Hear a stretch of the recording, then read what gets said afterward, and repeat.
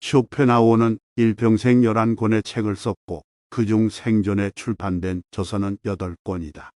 그 위에도 괴테를 비롯한 수많은 동시대 사람들과 편지를 주고받았으며 1만 페이지가 넘는 일기를 거의 하루도 빼놓지 않고 썼다. 당신의 인생이 왜 힘들지 않아야 한다고 생각하십니까? 이 책에서 그의 도서들과 편지를 통해 삶에 대한 통찰과 정적을 찌르는 인생 조언을 배우길 바란다. 누구나 자신의 산에 오르기를 꿈꾼다. 등산의 기쁨은 정상을 정복했을 때일 것이다. 그러나 최상의 기쁨은 험준한 산을 기어 올라가는 순간에 있다. 길이 험할수록 가슴이 설렌다. 인생에서 고난이 사라졌다고 생각해보라. 그보다 삭막할 수는 없으리라. 우리는 젊은 날에 산을 올라야 한다. 젊음은 그 자체가 거대한 산이기도 하다. 그 산이 평지가 되기 전에 최선을 다해 올라야 한다. 젊은 시절에 자신의 산을 오른 자는 늙어서 산의 풍성함을 맛보게 된다. 사람은 누구나 자신의 산에 오르기를 꿈꾼다. 어떤 사람은 그 열망이 지나쳐 병이 되기도 한다. 산을 오르기란 사실 그렇게 어려운 일이 아니다. 단지 올바른 방법을 모르기 때문에 실패하기도 한다. 성공에 집착하는 사람일수록 타인의 성공을 시기한다. 시기 끝에 헛소문을 퍼뜨리고 중상모략을 시작한다. 이런 방법으로는 절대로 그보다 빨리 산 정상에 도달하지 못한다. 자기 능력과 체력을 고려하지 않고 단숨에 뛰어오르려는 사람도 성공하지 못한다. 일시적으로 남보다 빠를지 모르나 시간이 지날수록 뒤처진다. 산에 오르고 싶다면 남을 떠밀어서도 안 되고 자기 능력보다 무리해서도 안 된다. 정상을 바라보며 한눈 팔지 말고 묵묵히 걸음을 옮겨야 한다. 너무나 평범한 방법이지만 이것이 산을 무사히 정복하는 최고의 방법이다. 인생이 고달파지는 까닭은 경쟁적 성공이 행복의 근본 요소라고 믿었기 때문이다. 성공이라는 감정이 인생을 즐기는데 도움이 된다는 것을 나는 부정하지 않는다. 예를 들면 청년 시절에는 존재감이 미미했던 화가가 중년 이후 자기 재능을 인정받음으로써 행복해질 수가 있다. 돈의 힘으로 행복을 만끽할 수 있다는 것도 부정하지 않는다. 그러나 돈으로 산 행복에는 한계가 있다. 성공은 행복을 부르는데 지불되는 한 가지 요소임에는 분명하지만 성공을 위해 그 밖에 다른 요소를 희생시킨다면 성공을 제값보다 더 비싸게 구입하는 셈이다. 누구의 도전이 가장 영광스러울까? 한 번도 실패하지 않고 산 꼭대기에 오른 사람에게는 좌절이 없다. 그래서 영광도 없다. 반면에 실패할 때마다 조용히 그러나 힘차게 다시 일어선 사람에게는 영광이 주어진다.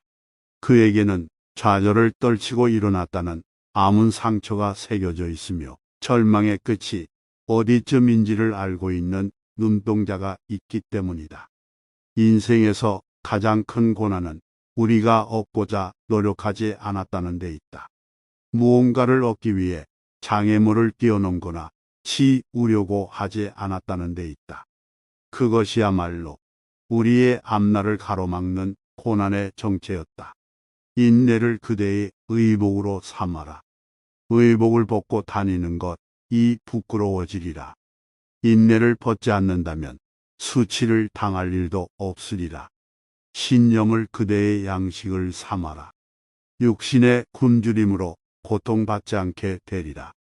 신념을 잃은 인간처럼 불행한 인간은 없다.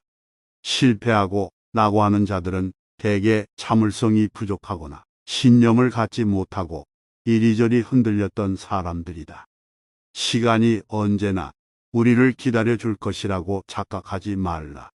게을리 걸어도 언젠가는 목적지에 도착할 날이 오리라고 기대하지 말라. 하루하루 전력을 다하지 않고는 그날의 보람은 없다. 보람 없는 날들의 반복으로 최후의 목표가 달성될 리 없다.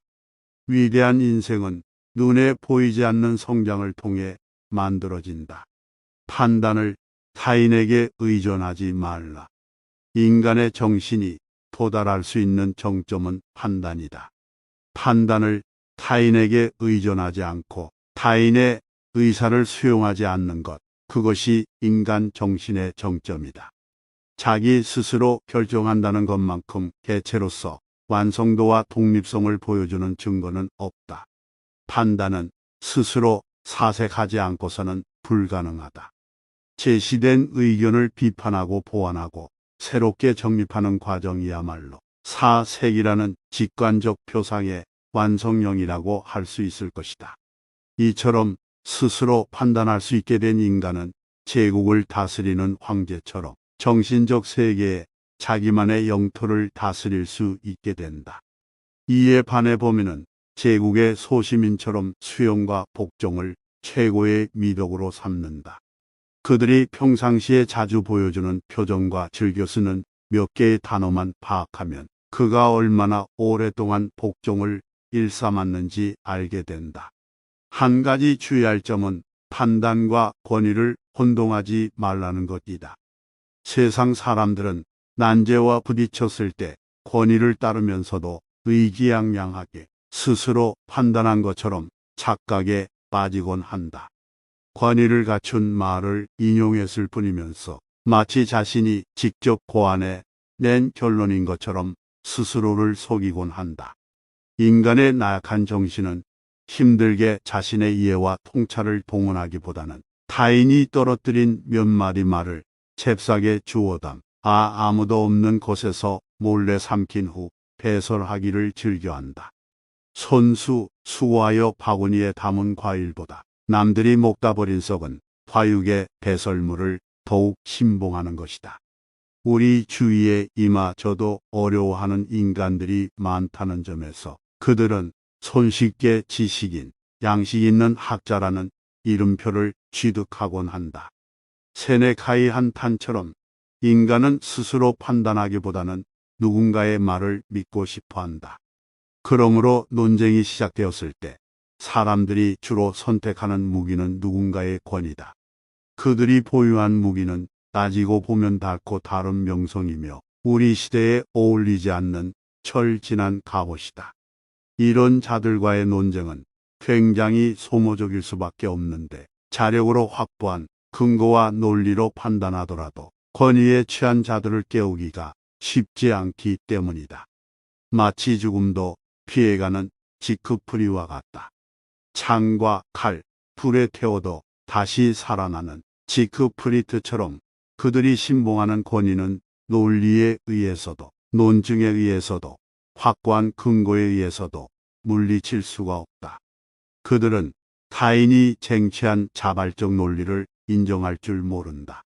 그들에게는 사라진 자들의 권위가 오물처럼 묻어있기 때문이다.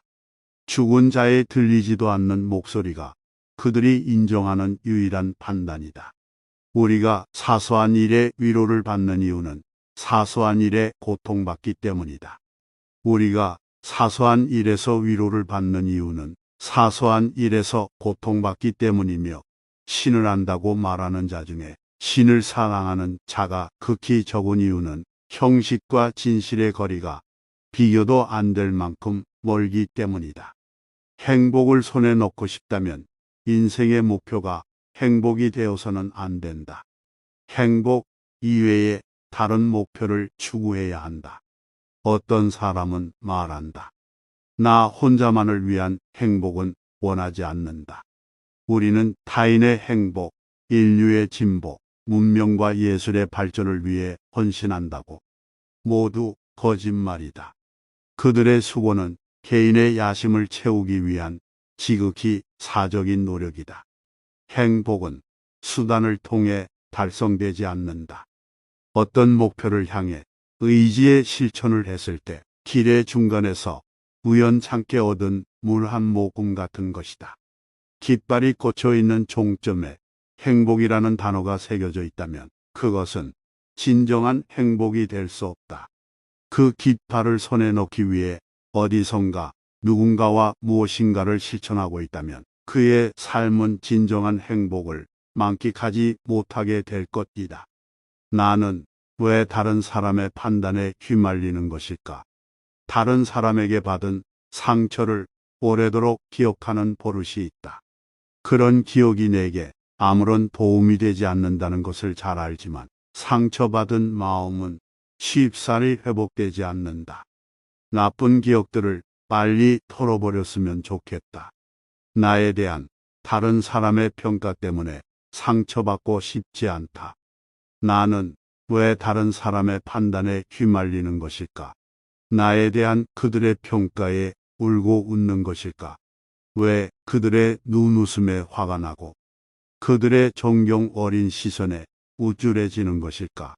내 삶을 평가하고 재단할 권리가 내게 있음에도 나는 타인의 시선 속에서 행복을 느낀다. 내가 바라보는 나보다도 그들이 바라보는 나를 더욱 사랑한다. 그 이유에 대해 생각해 봤다. 그리고 결론을 내렸다. 그 결론이 나를 부끄럽게 만들었다. 한마디로 나는 정직하지가 못했다. 내가 정직한 인간이었다면 나는 사람들 앞에서 겸손하게 행동했을 것이다. 그들이 나를 높게 평가하는 데에 두려워했을 것이고 나를 비웃는 조롱에 감사했을 것이다. 하지만 나는 그렇게 하지 못했다. 작은 비판에 분노하고 입에 발린 칭찬인 줄 알면서도 교만했다. 인간은 정직해져야 한다. 누구보다 자기 자신에게 정직해져야 한다. 지금 나는 본래의 내가 가진 능력보다 높은 평가를 받고 있다. 그 평가에 항상 감사하는 마음으로 생활해야 한다는 것을 명심해야 한다. 세상 사람들에게 칭찬받는 것은 즐겁고 기분 좋은 일이다. 그러나 더 중요한 것은 사람들로부터 사랑받는 것이다. 나를 감동시키는 단 하나의 기쁨도 사랑이다. 내 마음을 사로잡고 나를 어린아이처럼 들뜨게 만드는 것은 사랑이다. 하루가 다르게 변화하는 시대의 문명 속에서도 나는 사랑을 기다린다. 노동을 사랑하고 그 노동에 뒤따르는 고통을 사랑하고 고통의 아픔을 사랑하고 고통의 아픔이 전해주는 진실을 사랑한다. 사랑의 표현은 기다림이다. 기다림은 고통이다. 사랑은 그 고통을 기다리는 것이다. 기다리다 지쳐 거리를 헤매고 잠을 이루지 못하고 황무지 같은 들판을 찾아가 자학하듯 울음을 터뜨리고 스스로 양심을 무너뜨리고 또다시 기다리는 것이다. 어떤 사람은 아픔이 있는 곳에 사랑이 있다고 말한다. 그렇다. 사랑은 고통과 기다림에 대한 인내다. 고통을 치르지 않은 사랑은 사랑이 아니다. 기다림이 없는 사랑은 사랑이 아니다. 내가 나를 기다리지 못한다는 것은, 내가 나의 고통을 두려워한다는 것은 내가 나를 사랑하지 못했다는 증거다. 그래서 나는 이 밤이 부끄럽다. 사람들의 무관심이 행복했던 시절도 있었다. 나 또한 다른 사람에게 무관심한 것이 당연하다고 생각했던 시절이 있었다. 내가 그들보다 많은 것을 알고 있으며 더 좋은 곳에서 생활한다는 이유로 내가 그들보다 우월하다고 믿었던 때가 있었다. 남을 굽어보는 거드름으로 세상을 바라봤다. 그늘에 방치된 수많은 사람들의 눈물을 지저분하게 여겼다. 인간으로서 지녀야 할 소중한 미덕들을 버리고 가식과 억지로 나를 꾸며왔다. 그것이 나를 절망으로 이끌고 있음을 알지 못했다. 그래서 나의 내면은 오늘도 투쟁이다. 인간적인 의지와 영적인 의지가 서로 칼날을 겨누고 있다. 선과 악을 명확히 구분하는 것과 선을 행하고 악을 버리는 것은 엄연히 다르다. 그동안 나는 선과 악을 구별하는데 너무 오래 매달렸다. 나는 그것이 악임을 알면서도 행했고 그것이 선임을 자각하면서도 눈을 감아버렸다. 인간의 의지는 스스로 좌절하지 않음을 하루에도 몇 번씩 체험했음에도 불구하고 언젠가는 나의 의지가 내 앞에 굴복할 것이라고 믿어 의심치 않았다. 나의 삶은 언제나 그런 시기였다. 비평가의 말처럼 나란 인간은 현대적인 감각과는 거리가 멀다. 첨단의 유행은 내 집에서는 물론이거니와 내 사고방식 속에서도 발견되지 않는다. 그렇다면 나도 모르게 현실로 도피하고자 하는 의식이 잠재되어 있었던 것일까? 그럴 가능성도 무시할 수는 없지만 그 전에 어디서부터가 현실이며 어디서부터 과거인지 따져보고 싶은 충동을 느낀다. 과거 시제와 현재 시제를 가늠할 권한은 오직 내게 있다. 현재를 턱없이 지나간 과거로 정의할 권리가 내게 있으며 과거를 오늘처럼 살아갈 권리가 내게 있다. 특히 그 시제가 정신적인 영역에 귀속된 시간이라면 과거와 현재, 미래를 나누는 것은 무의미해진다. 정신적인 영역에서는 오늘날 우리가 첨단이라고 믿었던 유행, 사조가 촌스럽고 우스꽝스러울 수도 있다. 또 우리가 과거의 것이라며 진부하게 여겼던 사상이 시대를 초월하는 획기적인 관념이 될 수도 있다. 인간은 자신이 위치한 곳에서 시대를 초월해야 한다. 현재로 국한된 시제가 전부인 듯 착각하며 살아가기에는 인류가 이룩한 과거의 영광이 너무나 아름답다. 그것을 포기하기에는 우리의 인생이 짧다. 오늘 사랑받고 싶다면 오늘 사랑을 베풀어야 한다. 사람들이 원하는 나로 평생을 살 수는 없다. 인간의 자질 중 가장 필요한 한 가지를 꼽아보라면 성실을 택하겠다. 성실함의 미덕은 내게 부족한 다른 자질들을 보충하는 것이 가능하다는 데 있다. 그러나 성실이 부족한 사람은 천부적인 재능을 타고나도 그 재능을 꽃피우지 못한다. 성실은 어떤 능력으로도 보완할 수 없는 가장 중요한 자질이다. 유감스럽게도 성실한 인간을 찾아보기 힘들다. 성실이 무엇이지 확인하고 싶다면 동물에게 달려가야 한다. 인간은 성실에 대해 더 이상 말할 자격이 없다. 다른 자질은 몰라도 성실에 대해서만큼은 동물에게 다시 배워야 하는 처지에 놓였다.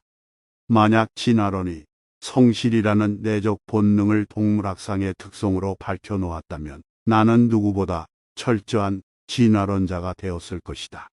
성실함과 비슷한 처지로 인간에게 버림받은 또 다른 동목은 감사다. 인간만의 고유한 동목이라고 확신했던 감사도 지금은 동물들에게나 기대할 수 있게 되었다. 인간은 이미 감사의 특성을 상실했다. 그래서 나는 다른 사람에게 감사를 구하지 않게 되었다. 누군가로부터 감사하다는 말을 듣는 것이 괴롭기만 하다. 감사하다는 말과 행동이 배은망덕한 행위로까지 여겨진다. 내가 생각하는 가장 배은망덕한 행위는 친구로부터 은혜를 잊게 되었을 때 이에 대해 보답을 해야겠다면서 상대방을 방문하거나 선물을 전달하려는 것이다. 사람들은 이렇게 함으로써 그에게 받은 은혜의 부채로부터 해방되었다고 생각한다. 그러나 감사는 의무가 아니다. 그것은 진정이다. 진정으로 그에게 고마워하고 또한 그에게 받은 은혜에 보답하는 의미로 다른 사람들을 위해 나를 희생시키는 것이 감사의 본질이다. 그런데 지금은 들을수록 기분 나쁜 이 바른 인사말과 형식적인 선물들이 감사를 대신하고 있다. 언제부턴가 마음은 사라지고 죽은 단어들만이 맴돌고 있다. 이렇듯 값싼 지불에 기분이 상하느니 차라리 빌려주고 받지 않는 편이 나을 것 같다. 이 모든 것이 허영이라는 의지에서 비롯되었으며 허영을 방어하는 최선의 수단은 허영을 경멸하는 것, 즉 교만이다. 그런데 교만은 허영보다 더 위험하다. 인간이 교만에서 벗어나기 위해서는 겸손해져야 한다. 문제는 한번 교만해진 인간은 웬만한 존재 앞에서는 고개를 숙이려고 하지 않는다는 점이다. 현실에서 내가 다른 사람을 칭찬하는 이유는 그에게 칭찬을 듣고 싶어서다. 내가 그를 경멸하는 이유는 그가 나보다 훌륭하다고 생각되기 때문이다. 그의 얼굴에 침을 뱉고 머리를 쥐어 뜯기라도 해야 그의 면전에서 내가 수치를 당하지 않게 된다고 생각하는 것이다. 나의 이 같은 조급함과 달리 확고한 자의식을 갖춘 사람들은 타인의 칭찬이나 재촉, 경멸 따위에 신경 쓰지 않는다. 그가 내게 무슨 말을 하든 상처받지 않고 타인에게 상처를 줄 말도 생각나지 않는다. 그런 점에서 봤을 때 자의식이야말로 타인과의 관계를 원만하게 이끌어 나가는 힘이라고 정의할 수 있을 것이다. 우리가 인간 상호 간의 관계 맺기에 서투른 까닭은 상대방을 배려하지 않거나 심술을 부리거나 교만하거나 질투하기 때문만은 아니다. 우리가 상대방을 배려하지 않고 내 고집만 부리는 원인은 나보다 훌륭한 사람을 만났을 때 그를 시기하고 어떻게든 깎아내리려고 고집을 피우는 원인은 자의식이 없기 때문이다. 상대방의 시선으로 나를 보기 때문이다. 내가 상대방의 입장이 되어 나를 판단하기 때문이다. 자의식이 결여되었다는 것은 나와 나의 관계가 온전히 성립되지 못했다는 뜻이다. 나와 나의 관계도 온전하지 못하면서 다른 사람과의 관계가 온전해지기를 바란다는 것은 욕심이며 허영이며 교만이다. 사람들이 원하는 나로 평생을 살 수는 없다. 사람들의 눈높이에 나를 맞추려는 데서 모든 불행이 시작된다. 나는 어쩔 수 없이 나다. 내가 나를 부끄러워하지 않는다면 사람들도 나를 부끄러워하지 않게 될 것이다. 쇼펜하우어의 책, 당신의 인생이 왜 힘들지 않아야 한다고 생각하십니까? 일부를 낭독했습니다.